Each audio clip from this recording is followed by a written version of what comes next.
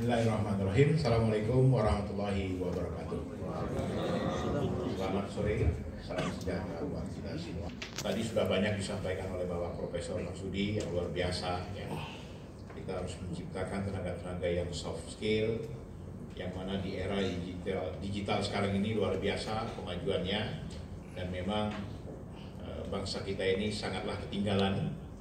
Saya baru 3 bulan 4 hari diminta Bapak Presiden menjadi Wakil Menteri Tenaga Kerja, membantu Kementerian Tenaga Kerja yang saat ini Ibu Menteri, Ibu Ida Fauzia, yang mana posisi Wakil Menteri Tenaga Kerja ini sangat penting untuk membantu Kementerian Tenaga Kerja, sehingga sisa waktu 2,5 tahun ini saya bisa bersinergi dengan semua kekuatan, serikat pekerja, konfederasi pekerja, dan seluruh elemen kekuatan termasuk juga pekerja migran Indonesia.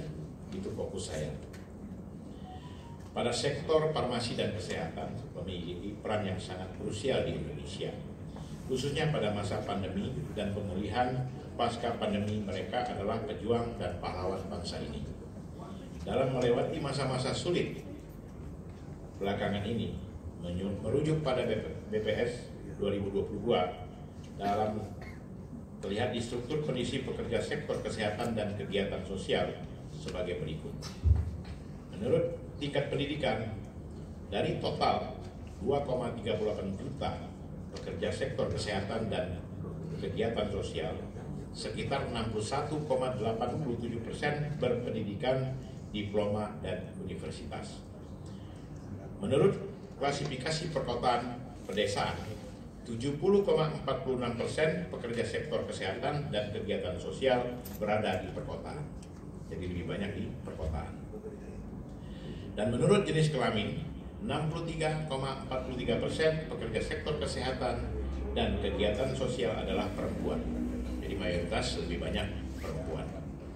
Menurut klasifikasi formal dan informal, 82,76% pekerja sektor kesehatan dan kegiatan sosial berstatus pekerja formal.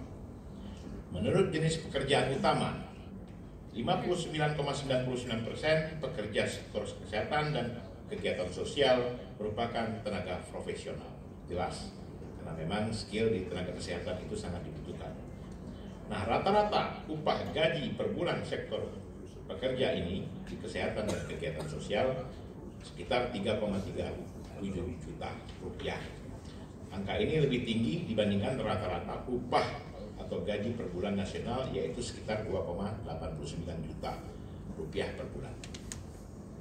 Hadirin yang saya muliakan, berdasarkan data tersebut, maka dapat dikatakan bahwa struktur tenaga kerja sektor kesehatan relatif cukup baik. Namun demikian, tantangan yang dihadapi sangatlah besar. Pertama, menurut data Kementerian Kesehatan, kita masih kekurangan sejumlah tenaga kesehatan.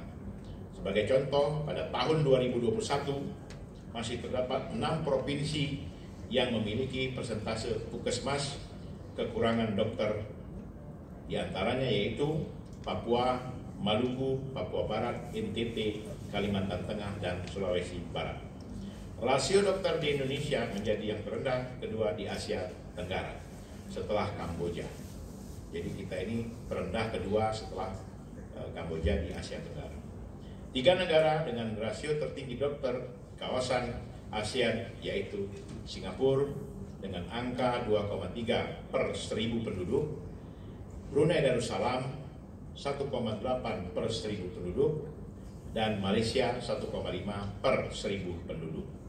Kedua, tantangan segregasi gender dalam tenaga sektor kefarmasian. Dalam hal ini, data Kemenkes 2021 menunjukkan bahwa dari total 18.395 tenaga kefarmasian Indonesia, sekitar 82,23% adalah perempuan.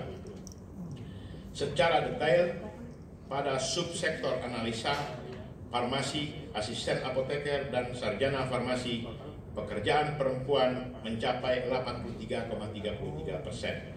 Sementara itu, pada sektor apoteker, pekerja perempuan mencapai 80,63%. Dengan demikian, dapat dikatakan bahwa sektor kefarmasian relatif identik dengan tenaga kerja perempuan. Ketika tantangan digitalisasi dalam sektor kesehatan, digitalisasi hadir secara mendasar dalam perubahan proses bisnis layanannya. Dalam hal ini, kita sering mendengarkan istilah telemedicine, yaitu layanan kesehatan berbasis teknologi yang memungkinkan para penggunanya berkonsultasi dengan dokter tanpa bertatap muka atau secara jarak jauh dalam rangka memberikan konsultasi diagnosis pada tata laksana perawatan pasien. Menurut data Kemenkes, pada masa pandemi COVID-19 terjadi lonjakan kunjungan ke aplikasi telemedicine hingga sebesar 600%. Setidaknya terdapat 5 alasan menggunakan telemedicine, yaitu akses yang lebih baik, hemat biaya, kenyamanan, permintaan dari pengguna generasi milenial, dan mengurangi ketidakhadiran tenaga medis untuk masyarakat. Saat ini cukup banyak tenaga kesehatan yang menyediakan jasa melalui layanan telemedicine.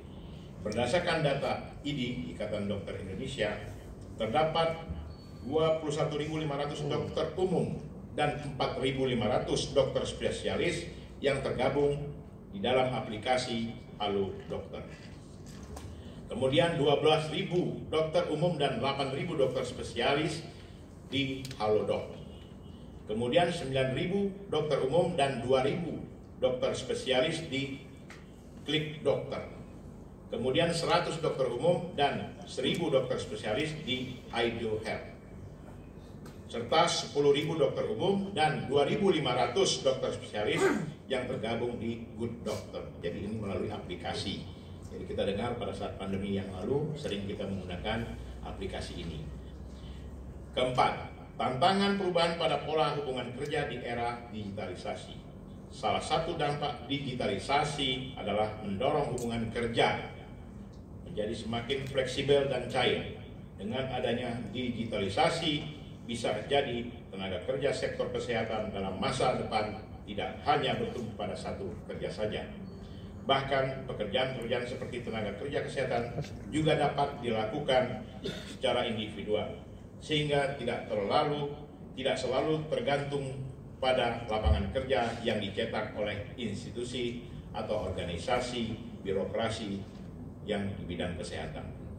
Hadirin yang saya hormati, dalam konteks pergeseran tantangan pada proses bisnis sektor kesehatan, inilah saya melihat diperlukannya adaptasi pada sisi sumber daya manusia kesehatan.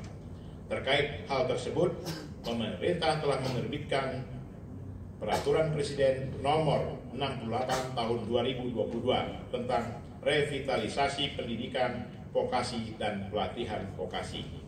Salah satu poinnya adalah pengembangan pendidikan vokasi dan pelatihan vokasi mengacu pada sistem informasi kerja yang dimutakhirkan secara terus-menerus.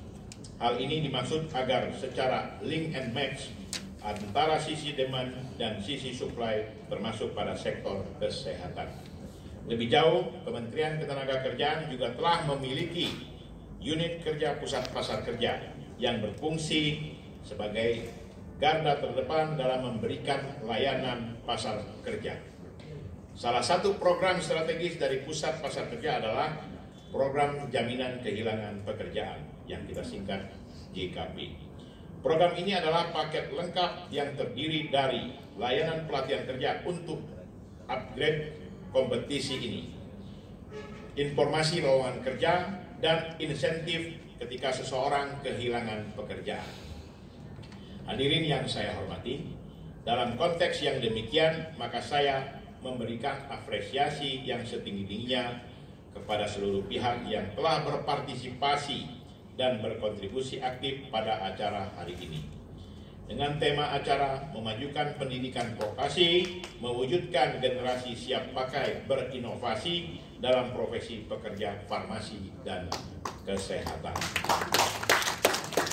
Saya akhiri dengan mengucapkan Bismillahirrahmanirrahim. Acara seminar saya buka dengan tema memajukan pendidikan vokasi